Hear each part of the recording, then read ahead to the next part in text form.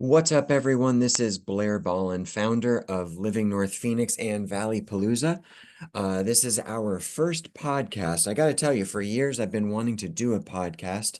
I'm also a realtor, and on the real estate side, I wanted to do a podcast, and I had no idea how to do it. So we'll see how this goes, but thank you for joining in, and hopefully you can subscribe and end up enjoying what we have here. So, Living North Phoenix, let me take you back to the beginning if I can. Started it about 6 years ago or so, basically from a real estate coach at that time who was telling me that real estate leads, are being sold by Zillow and Realtor.com and all this kind of stuff. And I should start a Facebook group so I can get my own real estate leads and don't have to pay for them. Didn't really resonate with me because I just felt that was kind of back-ended and I'm not a big fan of that. However, the idea of the group resonated with me. So right after that, I started a group. And I used to live in Chicago, so I started with a different group. Didn't, it actually worked out horribly.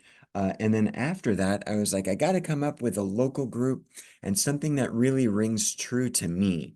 So North Phoenix was at the top of the list because that's where I live. And it was an area that I love to live, love to be involved with, go to restaurants, parks, whatever. So uh, basically came up with Living North Phoenix as the name through some advice and guidance from maybe some other realtors and people that suggested the term living in or living North Phoenix, living in North Phoenix, and went with Living North Phoenix.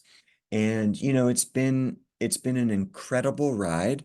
This podcast isn't going to be about, I mean, this first one is really just the intro one, but the podcast itself isn't going to be about the boring history, but I think this one is important to know the history. So when I started this group, obviously my real estate coach guided me at that time, but it was also because I was on Nextdoor. I happened to start the Nextdoor community group around where I live also. And it was mostly at that time I was playing basketball and I like to eat out as I still do. And I didn't want to go on Nextdoor to ask for basketball groups because I think Nextdoor is kind of a joke. And I wanted a place to go to ask people where to play basketball, or who do they know that I could play basketball with. I'm most of my life have been an introvert. I guess I've changed the past couple years. Um, and then after that, I wanted a place to go to ask for. At that time, we had an Indian food restaurant. I like Indian food. I wanted to ask for recommendations about Indian food. And it was basketball playing and Indian food. That was literally also why I started it. But the true mission and vision was about being a part of something bigger, like a community, like really creating a community that someone would want to be a part of, feel welcome, kind of like Cheers. If you ever watched Cheers in the old days, you walk in, they know your name, might know what you want to drink, whatever. They know you. So when you show up, you post, people know who you are. You can trust their referrals, recommendations for the most part, and it's a safe space to be in. And then also to support local. It was always about supporting local, always will be about supporting local. And those were the two things. So recently when we redesigned our logo, which is still waiting for his or her new name, it's the little cactus person. Um, that's why the tagline is celebrate community and support local. That's exactly what we're all about. And I don't envision that ever changing. That's what we're there for. There's many other things that happen in the group, but those are the core roots of why I do what we're doing and trying to do the things that we're doing. And there's so many different things that we have in store, whether it's the recent senior group that we started. We have some other stuff coming up that I don't want to announce just yet.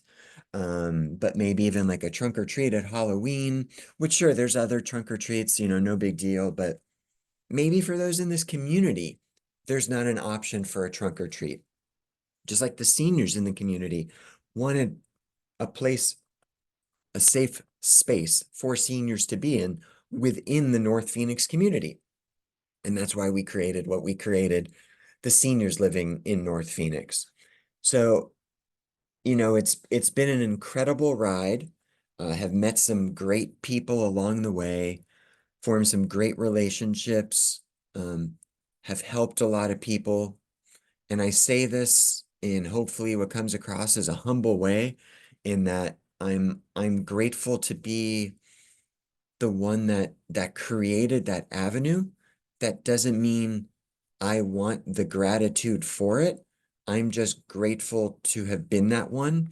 I go back to, must have been the second December I think we were in existence, because the first December was kind of really, really slow. It was Christmas time. The group finally started to take off. Kind of a cool backstory. We were basically at like 300 members for close to a year or so, maybe even a little bit longer. And I then finally brought in an admin or moderator, whatever they're called, and it was so extremely fortunate that, as I recall, it was like a Tuesday, and we were at 300 members, 320, whatever the number was.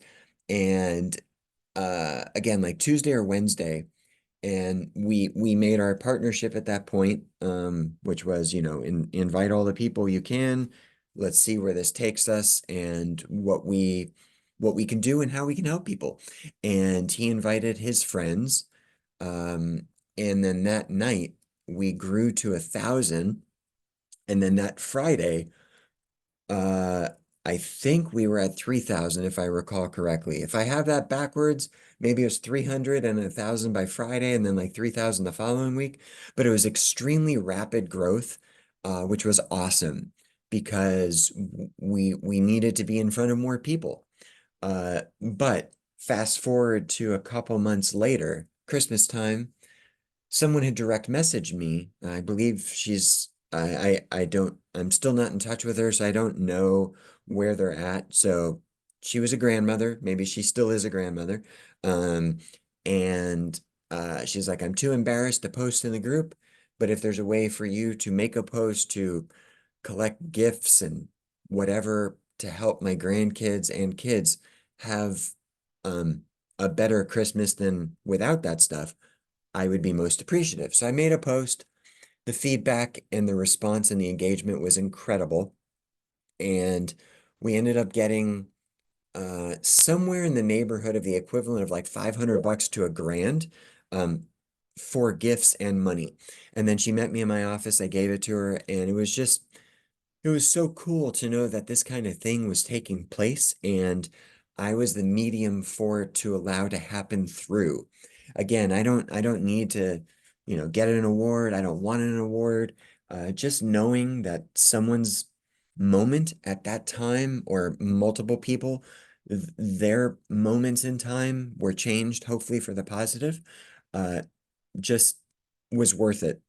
And every other thing that's happened has been worth it, good or bad, in the group, whether there's a bashing post, or a bashing replies, I mean, um, it's always good, because it lets me learn more about what's going on and how to better serve the community, and how, how to make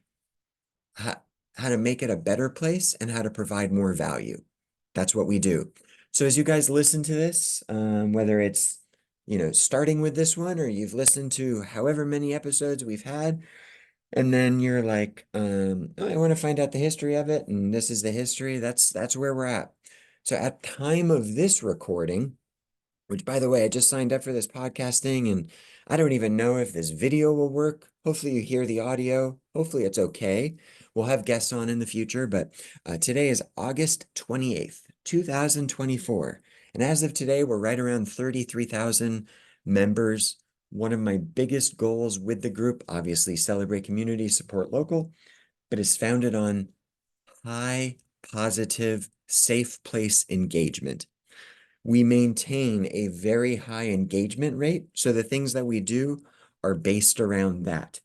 We want to celebrate our community and be engaged, which is also why earlier this year we had our inaugural Valley Palooza event, which I got to tell you, the day after the event or even that night, but more specifically the day after, as exhausting as the event was and the preparation for it, um, there was this massive withdrawal. Like, I want another one. I want it now. I want to be around these people despite me being an introvert or ambivert or whatever it's called.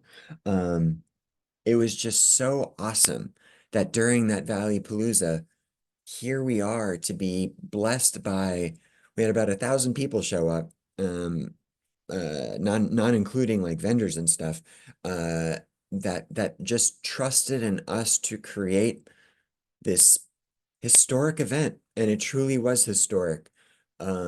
I mean, I don't know across the country. I don't really know in our state. I'm confident in saying not many other community groups did have done what we did in Valley Palooza. Valley Palooza 2025 is on the books, scheduled for April 19th, 2025.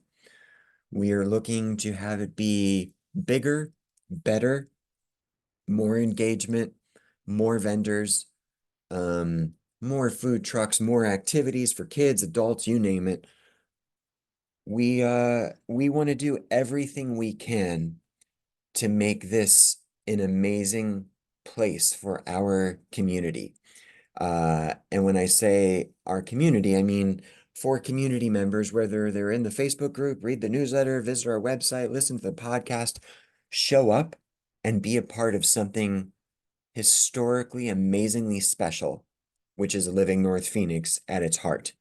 Valley Palooza might be the event, might be a trunk or treat, doesn't matter. It's all Living North Phoenix, because that's what this is all about, is Living North Phoenix. We want to know the restaurants, where to play basketball, the friends that we can meet, the people that we can get together with, the seniors that we can hang out with. Whoever it is, wherever it is, Living North Phoenix has a place for you. That's what we're about.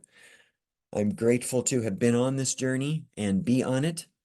I'm grateful to see where it goes. I can obviously keep talking. I guess I've been on now for probably 10, 15, 20 minutes, who knows? This has been awesome, is awesome. And as we grow, uh, I tell people I'm a stubborn person, but I'm also always open to listening to stuff. Does not mean I will always do it. I am stubborn, but if someone suggests an idea, I'm all about listening to it. And if it makes sense, implementing it. Might not happen right away. Might take multiple tries to get me to understand why it should be done. But if at the heart of it, it improves our community, you can bet I'm all in for it. So again, whether you are in our group, read our newsletter, visit our website, listen to the podcast, see us somewhere, whatever, see our shirts around town, whatever it is, we want you to be a part of our community. We want feedback. We always want to get better and to grow and to be the absolute best community that's out there. So I'm going to wrap this up because otherwise I will keep yapping, as my daughter likes to say, 14 years old, loves those new phrases that are cool. Let's see, yapping, mid, cap, fire, and some other weird phrases that are hard for me to adapt to, hearing and knowing what they mean and kind of how stupid they sound. Not saying that the kids are stupid, just the phrases and words. So, I will wrap it up again. Blair Ballin, founder of Living North Phoenix and Valley Palooza. Thank you so much for being a part of it, listening to this podcast. If you're a local business owner, person, knows someone that lives in North Phoenix that maybe has some history associated that we'd love to hear about it more, please reach out. My cell phone, which hopefully can be shared on this stuff, is 480-233-6433. I can always be reached by direct message in the Facebook group. replying to the newsletter, send me a message on the website. You can always also email me, blair@livingnorthphoenix.com. But please reach out. The more people we have, the more stuff that's shared, the better that we are as a community. So thanks for listening. We'll see you somewhere and have an awesome, awesome, awesome day.